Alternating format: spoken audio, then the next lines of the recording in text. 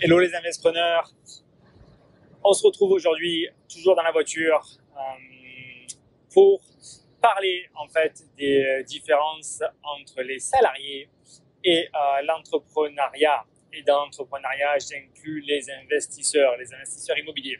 Parce qu'au final, investir en immobilier, c'est un vrai travail d'entrepreneur, tout simplement. Donc, on va parler un petit peu de cette différence parce que du coup, en fait, il faut que j'investisse 5 000 euros dans un appartement et j'hésite à le faire depuis de nombreuses semaines. Et je me faisais cette petite réflexion, au final,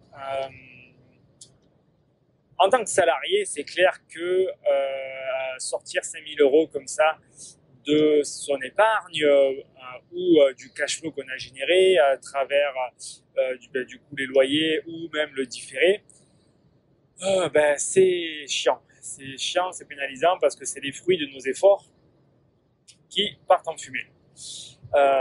Et donc, en tant que bon salarié, on pense logiquement qu'il va falloir attendre X mois pour avoir économisé cette somme qui sera perdue. Et une des grosses différences avec l'entrepreneuriat, et c'est ce qui m'a mis la puce à l'oreille aujourd'hui et ce que je voulais vous partager, c'est qu'en fait, quand on a fait le changement de salarié à entrepreneur, ensuite, vous ne voyez plus les choses de la même façon. C'est-à-dire que, en tant qu'entrepreneur, je n'ai aucun souci à dépenser 5 000 euros en fait, puisque je sais pertinemment comment est-ce que je peux faire pour faire rentrer 10 000 euros. C'est là la grande différence. C'est-à-dire que vous n'avez pas besoin d'attendre les X mois comme c'est le cas quand vous êtes salarié.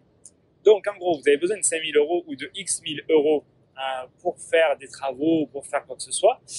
Derrière, il va falloir mettre en place des actions pour aller les chercher et générer, se créer du coup cette somme.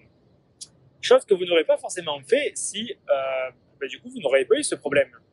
Donc en réalité, on a un problème en tant qu'entrepreneur, on va mettre en place des solutions qu'on n'aurait pas forcément mis en place pour se créer de la valeur et du coup résoudre ce problème. Donc au final, c'est l'avantage principal que je vois à entreprendre. Alors évidemment, ça a bien d'autres avantages, comme par exemple le fait d'être bien plus aligné avec votre activité au quotidien. Voilà, parce que à moins d'être passionné, par exemple, par l'espace, et que vous arriviez à travailler dans une boîte sur des projets qui vous impliquent sur de telles ampleurs de responsabilité,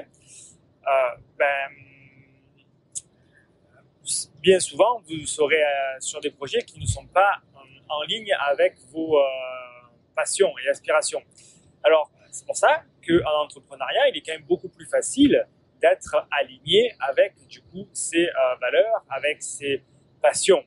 Par exemple, l'espace, c'est sûr que ça va être beaucoup plus difficile d'entreprendre dans ce domaine d'activité-là. Alors, à ce moment-là, effectivement, si la passion est commune et chère et peu accessible, peut-être que le salariat a plus de sens. Mais dans la majeure partie des cas, je pense qu'il est vraiment possible d'être beaucoup plus heureux et aligné avec vous-même dans un monde d'entrepreneurs. Et ceci est d'autant plus vrai qu'aujourd'hui, en fait, il n'a jamais été aussi simple, rapide et efficace que d'entreprendre en 2020.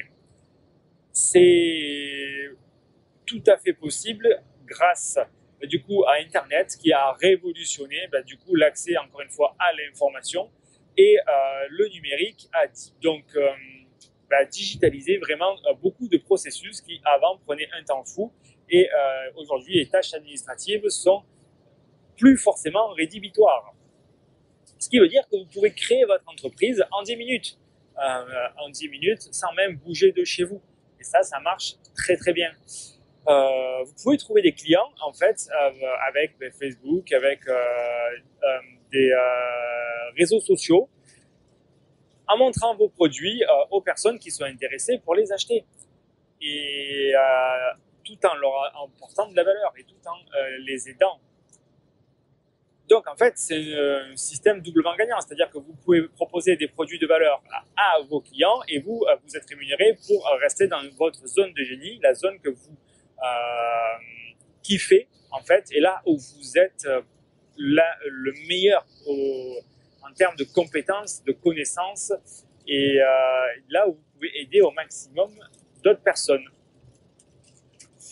Donc, c'est pour ça qu'à mon sens, l'entrepreneuriat a vraiment un bel avenir devant lui, à l'inverse du coup du salariat. Je suis persuadé que des entreprises qui pendant des décennies étaient sur les feux des projecteurs pour les meilleurs étudiants des écoles d'ingénieurs, des écoles de commerce, des universités diverses et variées, voilà, toutes ces entreprises-là, grosses ou moyennes, et surtout les grosses, je dirais, je pense que les générations plus jeunes que la mienne, voilà, 35 ans,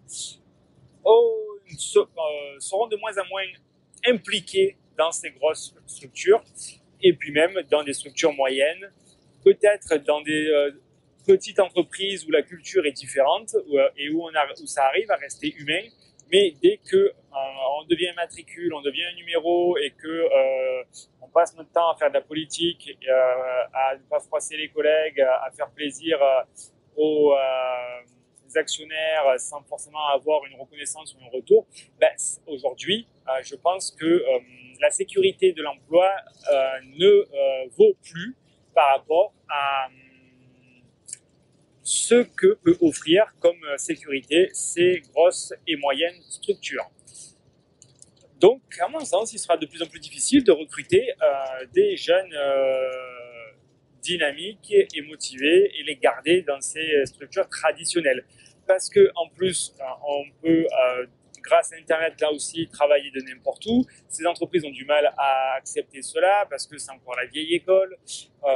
Voilà, on peut travailler différemment. Ces entreprises ont encore du mal à accepter cela. Quelle voie pour prendre la sortie à 43, 270 en direction de Genève, Lyon.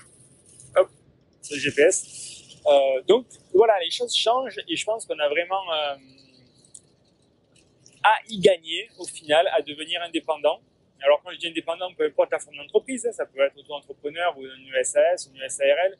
Voilà, la création elle est facile, la gestion elle est facile, l'administration elle est facile. Trouver des clients, à partir du moment où vous avez des compétences, et on en a tous des compétences parce que vous en savez tous plus au sujet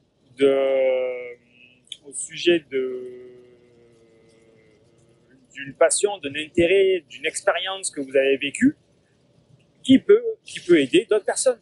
Et en entreprenant là-dedans, vous serez aligné avec ce à quoi vous pouvez apporter de la valeur à d'autres personnes parce qu'elles n'ont pas encore traversé du coup les épreuves ou l'expérience que vous avez acquis, pas forcément vos compétences, vos connaissances, même si vous pensez pas forcément en avoir parce que pour vous, ça vous semble standard ou banal. Voilà, donc c'était le petit pensée d'aujourd'hui. À mon sens, le salariat va décroître de plus en plus. L'entrepreneuriat est en train d'évoluer grâce au numérique qui vraiment permet d'être de plus en plus la sortie à 43, de plus en plus heureux, de plus en plus épanoui. Voilà ce que je voulais vous dire aujourd'hui. À très bientôt pour un prochain podcast.